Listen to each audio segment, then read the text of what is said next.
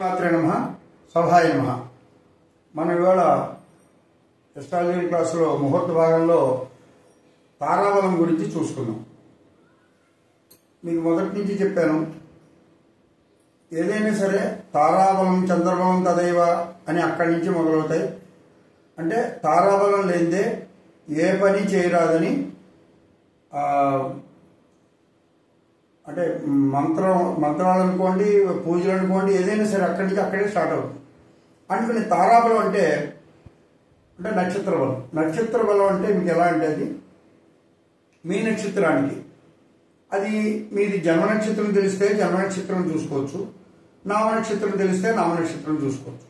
అయితే ఆ జన్మ నక్షత్రం కానీ నామ నక్షత్రం కానీ మీరు ఏ రోజైతే ఏదైనా ఒక పని అనుకుంటున్నారో ఆ రోజు ఉన్న నక్షత్రం, అంటే ఆ టైంకి ఉన్న నక్షత్రం. అంటే ఒకవేళ మీరు ఒకరోజు పొద్దున్న ఏదైనా ఒక ఊరు వెళ్ళాలనుకోండి, లేకపోతే పొద్దున్న ఒక ఆఫీసులో జాయిన్ అవ్వాలి, లేకపోతే పొద్దున్న ఎవరితో మాట్లాడాలి. అంటే పొద్దున్న అంటే మీరు మధ్యాహ్నం 10-11 లోపు ఉన్న నక్షత్రం ఏదో చూసుకోవాలి. ఆ నక్షత్రం మీకు సరిపోతేనే మీరు ఆ పని చేయాలి. అంటే నక్షత్రం సరిపోతే మొత్తం పని మానేస్తారని కాదు. ఇవన్నీ కూడా పాజిబిలిటీ ఉన్నప్పుడే మనకి ఎస్ట్రాలజీతో మనం అన్ని మంచి పనులు చేసుకోవాలి. ఏ పని పాజిబిలిటీ లేనప్పుడు ఉన్నప్పుడు ఏది కూడా కాదు. ఎందుకంటే మనకి ఆ టైంకి కరెక్ట్గా చేసేయాలన్నప్పుడు అసలు ఏది చూసుకోవడానికి కుదరదు.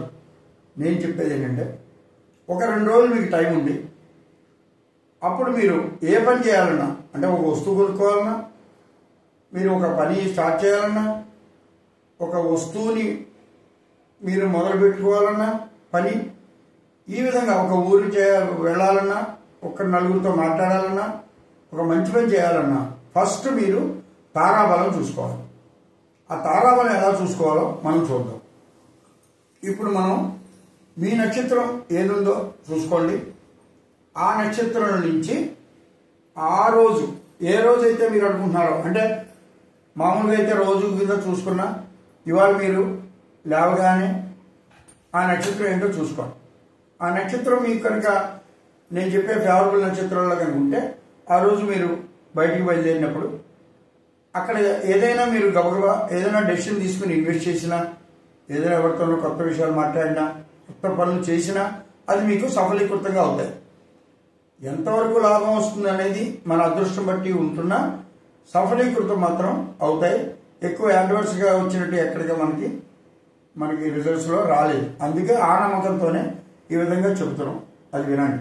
ఇప్పుడు మీరు అశ్విని, మఖ, మూల ఆ నక్షత్రాల్లో ఏదైనా అయినా, అంటే ఇక్కడ మీకు ఏమవుతుందంటే మనకున్న 27 నక్షత్రాలు, 27 నక్షత్రాలతో మల్టిపుల్స్ ఆఫ్ 9 కాబట్టి 3 9 27గా ఉంటాయి. అంచేత ప్రతి రూల్స్ కూడా 9 నక్షత్రాలకు ఒక రూల్ కింద కొన్ని ఫార్మ్ అవుతాయి. అంచేత మీకు ఎప్పుడైనా సరే అశ్విన్ అంటే మళ్ళీ మఖ, మూల, ఈ విధంగానే అక్కడి నుంచి రొటేషన్స్ మొదలవుతాయి. అది మీకు కొంచెం ఎక్స్పీరియన్స్లో వస్తుంది.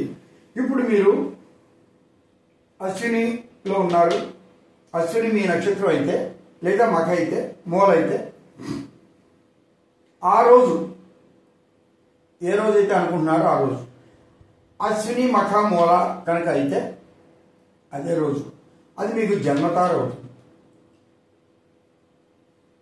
ఫలితాలు చూద్దాం. అలాగే ఆ రోజు అశ్విని, మఖ, మూల మీ మామూలు నక్షత్రాలు మీరు మారవు. ఆ రోజు అంటే మీరు ఏ రోజైతే చూసుకుంటున్నారో ఆ రోజు భరణి కానీ, పొబ్బ కానీ, పూర్వాషాఢ కానీ అయితే వీరికి మాత్రమే, అశ్విని, మఖ, మూల వాళ్ళకి మాత్రమే ఆ రోజు భరణి కానీ, పొబ్బ కానీ, పూర్వాషాఢ కనుక అయితే ఆ రోజు వాళ్ళకి సంపత్తార అవుతుంది. అలాగే అశ్విని, మఖ, మూల వాళ్ళకి కృత్తిక, ఉత్తరాషాఢ అయితే ఆ రోజు వాళ్ళకి విపత్తార అవుతుంది. రోహిణి, హస్త, శ్రవణం కనుక అయితే ఆ రోజు క్షేమతార అవుతుంది. అలాగే మృగశిర, చిత్త, ధనిష్ట ఆ రోజు నక్షత్రాలు అయితే అది ప్రత్యక్తార అవుతుంది వాళ్ళు. ఆర్ద్ర, స్వాతి, శతభిషం అయితే సాధన తార అవుతుంది. అలాగే పునర్వసు, విశాఖ, పూర్వభాద్ర అయితే నైజం తార అవుతుంది. పుష్యమి, అనురాధ, ఉత్తరభాద్ర మిత్రతార, ఆశ్లేష, జ్యేష్ఠ, రేవతి పరమిత్రతార. ఈ విధంగా మీకు తారల కింద ఆ రోజున్న ఫలితాల్లో సూచికగా కనబడతాయి. ఇప్పుడు చూడండి, జన్మతారలో ప్రయాణం, దేహ కష్టం అవి అయితే కొన్ని మన ఇంట్లో చేసుకునే సంస్కారాల్లో ఉపనయనాల కింద అవి కొన్ని చేసుకోవచ్చు. అయితే కొన్ని ఈ సీమంతం అలాంటివి ఏమీ చేయకూడదు. అంటే ఏదైనా సరే ఇది జన్మతార కొంచెం దేహ కష్టం కింద అనిపిస్తుంది. అంటే అదే రోజు కాకపోతే మనకి ఏదైనా ప్రయాణం కనుక వెళితే ఆ రోజు మనకు తెలిసిపోతుంది. మనకి రిజర్వేషన్ ఉన్నా కానీ నుంచుని వెళ్ళటం, చాలా ఇబ్బందిగా వెళ్ళటం, ఇలాంటివన్నీ మనకి ప్రాక్టికల్గా కనబడుతున్నాయి. ఆ రోజు అనుకోకుండా ఆటో లేకుండా కొంచెం దూరం నడవటం, ఇలాంటివి అన్నమాట. దేహ కష్టం అంటే అది ఆ టైప్. సో ఎందుకైనా మంచిది, ఇది మీరు అవాయిడ్ చేయడం మంచిది వీలైనంత. ఇప్పుడు ఇది సంపత్తార. ఇది సంపత్ అనగానే ఆ పదంలోనే ఉంది, అన్ని రకాల సంపదగా కలుగుతుంది, మీకు ఏది కూడా నష్టం జరగదు ఆ రోజు మ్యాక్సిమం. అంటే మీరు ఏదైనా ఇన్వెస్ట్మెంట్ కానీ, ఈ స్పెక్యులేషన్స్ కానీ, ఇన్వెస్ట్మెంట్స్ ఏదైనా సరే, ఒక ఫర్నిచర్ కొనడానికి కానీ, మీ బట్టలు కొనుక్కోవడానికి, ఇలాంటివి ఏదైనా సరే మీరు అప్పుడు వాడుకుంటే ఈ నక్షత్రాలలో మీరు ఆ పని చేస్తే మీకు డెఫినెట్గా ఎంతో అంత ఆ రోజు స్పెషల్గా ఏదో రకంగా కలిసి రావటం, ఎంతో అంత డిస్కౌంట్ రావటం, లేకపోతే మీరు ఆ రోజు పెట్టిన ఇన్వెస్ట్మెంట్, మీ డిపాజిట్స్ కానీ వాటి మీద రిటర్న్స్ అనుకున్న దానికన్నా ఎంతో అంత కలిసి రావటం, నష్టం లేకుండా ఉండటం, ఇలాంటివన్నీ మనకి ఈ సంపత్తారలో జరుగుతాయి. అందుకని ఈ తారాబలం అనేది మినిమం మనకి ఇంపార్టెంట్. ఇది అంటే ఇది లేకుండా మీరు ఏ పని ఎంత గొప్పగా పనిచేసినా అవి నిర్వీర్యం అయిపోతాయి, పాడైపోతాయి. అంటే ఫస్ట్ మీరు తారాబలం చూసుకోవాలి. సరే, విపత్తార పేరే చూపిస్తుంది, అది ఏదో రకం విపత్తు ఉంటుంది. ఆ విపత్తుల లిస్టు అదంతా మనకి అంత పెద్ద కాదు. అంటే ఏదైనా సరే మనకి దానివల్ల అడ్వర్స్ రిజల్ట్స్ వస్తాయి. అంచేత ఇది మీరు అవాయిడ్ చేయాలి. ఏదైనా చెప్పాను మీకు కొత్తగా స్టార్ట్ అయ్యే పనులు. అలాగే ఇది క్షేమతార కానీ మీకు అన్ని రకాలుగా సేఫ్గా క్షేమంగా ఉంటుంది. ఏదైనా మీరు జర్నీస్లో కానీ అలాంటి వాటిలో కూడా వాడినా బాగుంటుంది. కొంచెం మీరు క్రిటికల్ విషయాల్లో కూడా ఇలాంటివి వాడితే ఇవి మీకు సేఫ్గా మంచి రిటర్న్స్, సేఫ్గా ఉంటారు, అంతా బాగుంటుంది. అలాగే ప్రత్యక్షతార, ఇది కూడా మనకి అడ్వర్స్గా ఇస్తుంది. అనుకున్న దానికి రివర్స్ అవ్వడం, పనులన్నీ ఇలాంటివన్నీ జరుగుతాయి. అంచేత ఇవి కూడా మీరు అవాయిడ్ చేయాలి. అలాగే సాధనతార. ఈ సాధనతార అనగానే మీకు కనబడిపోతుంది ఏదైనా సాధించుకురావచ్చు అనే టైపులు అన్నీ కూడా మనకి ఇది విజయం, సాధన అన్నిట్లోనూ, చదువులు కానీ ఏదైనా సరే మీరు కొత్త విషయాల్లో ఇది మీరు వాడుకోవచ్చు.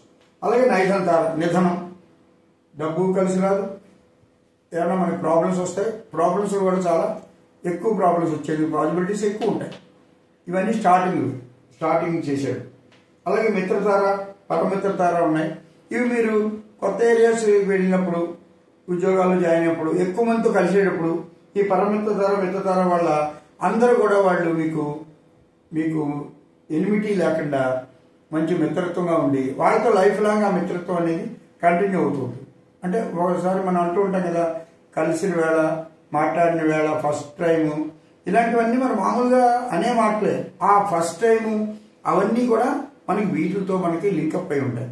ఇంకోటి ఏంటంటే మీకు ఇక్కడ ఇవి ఈ తారలు ఇప్పుడు మీరు చూడండి, 1, 2, 3 అంటే 9 రోజులు. ఇప్పుడు ఒకవేళ ఈ సంపత్తార దాటిపోయింది, మీరు ఇక్కడికి వచ్చారు, కానీ 2-3 రోజులు ఇన్వెస్ట్ చేయాలి. అప్పుడు మీరు ఏం చేస్తారంటే మీరు 2 రోజుల ఛాన్స్లో ఈ విపత్తార వదిలేసి క్షేమతార తీసుకోండి. లేదా కొంచెం ఇక్కడ దగ్గరలో ఉన్నప్పుడు ఈ ప్రత్యక్షతార కూడా ఇక్కడ వదలవలసి వస్తే మీకు ఇంతవరకు ఆగే పాసిబిలిటీ ఉండి కుదురుతుంటే సాధనతారలో తీసుకోండి. అంతేగాని మళ్ళీ సంపత్తార అంటే అది 9 రోజులు దాటిపోయిన తర్వాత ఆ రోజు మీరు వెయిట్ చేసామంటే ఆ రోజు అసలు పని ఇంకా రాలేదు, అలాంటివి మాత్రం చూసుకోకండి. అంటే మీకు మినిమం పాసిబిలిటీలో టైం ఉన్నప్పుడు ఇవి మీరు చాలా జాగ్రత్తగా యూటిలైజ్ చేసుకోండి. అన్ని మంచివి అంటే సంపత్తార, క్షేమతార, సాధనతార, మిత్ర, పరమిత్రతారలు, ఈ 5 తారలు మంచివి. మిగిలినవి మ్యాక్సిమం కాదు 100% అవాయిడ్ చేసేయండి. ఇన్ఎవిటబుల్ థింగ్స్లో మనం దీని గురించి మాట్లాడక్కర్లేదు, మనం అటెండ్ అవ్వడం, అది చూసుకోవాలి. అంటే కొంచెం ఇలాంటివి కొన్ని చెప్పారు. ఈ విపత్తారకని, జన్మతారకని, వృత్తితారకి కొన్ని దానాలు ఇవ్వమని ఇలాంటివి ఏమో చెప్తారు. కానీ నేనంటాను అసలు అది కాంటబట్టేను అసలు వదిలేయటమే మంచిది కదా అన్నప్పుడు వదిలేయటమే మంచిది. అవన్నీ ప్రయోగాలు చేసి మనకి అవన్నీ చేయటం అంత మంచిది కాదని నాకు అనిపిస్తుంది. నెక్స్ట్ ఇంకోటి ఏంటంటే మీరు ఈ తారల్లో ఈ సంపత్తార, క్షమతార, సాధనతార, మిత్ర, పరమిత్ర తారలు అన్నీ మీరు ఏ రోజుకి ఆ రోజు క్యాల్కులేట్ చేసుకుని ఆ రోజు చూసుకుని, ఒకవేళ మధ్యాహ్నం వరకు ఒక నక్షత్రం ఉండి మళ్ళీ మధ్యాహ్నం మారుతున్నప్పుడు కూడా ఇవి మెయింటైన్ చేసుకోవచ్చు. అలాగే ఎప్పుడైనా సరే ఇవి స్టార్ట్ అయిన లెక్క మనకి అంటే 9ంటికి ఒక నక్షత్రం మారిపోతుంది, పొద్దున్న 8ంటికి మీరు బయలుదేరిపోతే అది మంచి నక్షత్రం అయితే చాలు. మీరు ఆ 9 తర్వాత 11ంటికి వాళ్ళు ఏమన్నా కలవాలి, అప్పుడు ఆ నక్షత్రం లేదు అని అనుకోకర్లా. ఎందుకంటే మన జ్యోతిశాస్త్రం ఏం చెప్తుంది, స్టార్ట్ అయిన టైంని బట్టే మనం అన్ని మిగిలిన క్యాల్కులేషన్ చూస్తాం. అలాగే మరి చాలా పెద్ద ఊళ్ళు వెళ్ళాల్సి వస్తుంది, అప్పుడు మరి 24 అవర్స్ ఈ నక్షత్రం ఉండదు. అంటే మీరు ఎప్పుడైనా సరే మీ ఇంట్లో మీరు స్టార్ట్ అయిన టైమే మీకు చాలా ఇంపార్టెంట్. అవి మీరు అలా చూసుకుని ప్రొసీడ్ అవ్వాలి. ఇక ఇప్పుడు నెక్స్ట్ వీళ్ళ స్పెల్ భరణి, పుబ్బ, పూర్వాషాఢ. ఈ నక్షత్ర జాతకులు నామ నక్షత్రం అని మామూలు ఈ జన్మ నక్షత్రం అని. అప్పుడు ఇందులో జన్మతార వీళ్ళకి భరణి, పుబ్బ, పూర్వాషాఢలు అవుతాయి. అలాగే సంపత్తార అయితే భరణి తర్వాత కృత్తిక సంపత్తార అవుతుంది. అలాగే కృత్తిక ఏంటంటే కృత్తిక, ఉత్తరాషాఢ 3 ఒక లైన్ 9 వరుసల్లో వస్తాయి, ఇవి సంపత్తార అవుతాయి. అలాగే ఇది విపత్తార, రోహిణి, హస్తాశ్రవణం. వీటి క్షాంతార, మృగశిర, చిత్త, ధనిష్ట. ప్రత్యక్తారేమో ఆర్ద్ర, స్వాతి, శతవిషం. సాధంతారేమో పునర్వసు, విశాఖ, పూర్వభద్ర. అలాగే నైదంతార పుష్యమి, అనురాధ, ఉత్తరభద్ర. అలాగే మిత్రతారేమో ఆశ్లేష, జ్యేష్ఠ, రేవతి. పరమిత్రతారేమో మక, మూల, అశ్విని. ఇక్కడికి ఈ భరణి, పుబ్బ, పూర్వాషాఢ నక్షత్ర జాతకులకి మనకి ఇది ఈ తారాబలం ఇలా చూసుకోవాలి. అలాగే ఇంకొకటి కృత్తిక, ఉత్తరాషాఢ వాళ్ళకి జన్మతార కృత్తిక, ఉత్తరాషాఢే అవుతాయి. అంటే కృత్తికకి కృత్తిక అంటే మీరు కృత్తిక అంటే కృత్తిక నుంచి మొదలు పెట్టుకోవాలి. కృత్తిక 1వది, రోహిణి 2వది, మృగశిర 3వది, 4 ఆర్ద్ర, 5 పునర్వసు, 6 పుష్యమి, 7 ఆశ్లేష, 8 మఖ, 9 పుబ్బ. అలా మీరు వరుసగా మీ తారలు అలా లెక్క పెట్టుకోవాలి. ఒక్కసారి ఇది మీరు ప్రాక్టీస్ చేసుకోండి, రోజు ఇది మీరు అబ్జర్వ్ చేసుకోండి. అబ్జర్వ్ చేసుకుంటే మీకు 1 మంత్లో అసలు వీటి యొక్క రిజల్ట్స్, వీటిని మనం ఎంతవరకు నమ్మచ్చు లేదా అనేది కూడా మీకు ఒక క్లారిటీ వస్తుంది. దాన్ని బట్టి మనం అంటే ఇప్పుడు ఈ 9 నక్షత్రాలకు అయింది. నెక్స్ట్ క్లాస్లో వేరే నక్షత్రాలన్నీ చూద్దాం. శ్రీరామ్. జై